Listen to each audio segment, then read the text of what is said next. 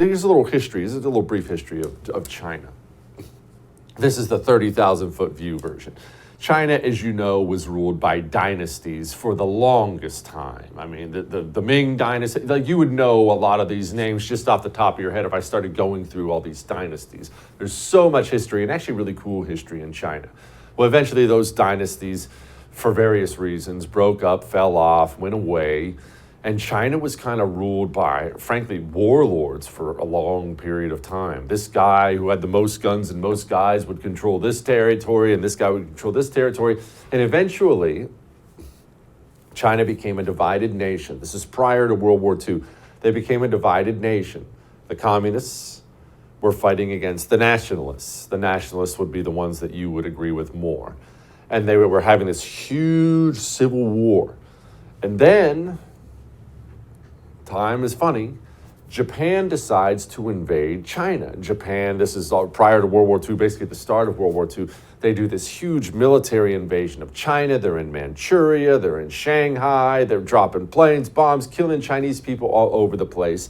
Well, the nationalists and communists were busy fighting each other. The Japanese came in, and then what happened? Well, the nationalists and communists decided to join forces in order to get rid of Japan. Hey, well, we'll take up our fight once we get Japan out of the country. But remember, American communists aren't the only ones who don't feel any sense of loyalty to their country. They frankly want to destroy the country. That's how communists are. Communists don't believe in loyalty to any nation at all. They really don't believe in loyalty to anything. They believe in power. They believe in destruction. So the nationalists and communists, they came together to fight against the Japanese, but Mao was no dummy. Mao said, oh, yeah, we're definitely on the same team. Won't fight you anymore. Hey, nationalists, there's a big Japanese army over there. You guys should definitely go fight them. We'll be over here doing some other stuff. Go fight them. And the nationalists had to bear the brunt of the war against Japan within the borders of China. So when the war was finally over, World War II, when the communists and nationalists decided to take up the fight once again, the nationalists found themselves broken, lacking manpower, lacking the weapons needed, and the communists mopped them up. 1949 rolls around, and the communists have taken over China.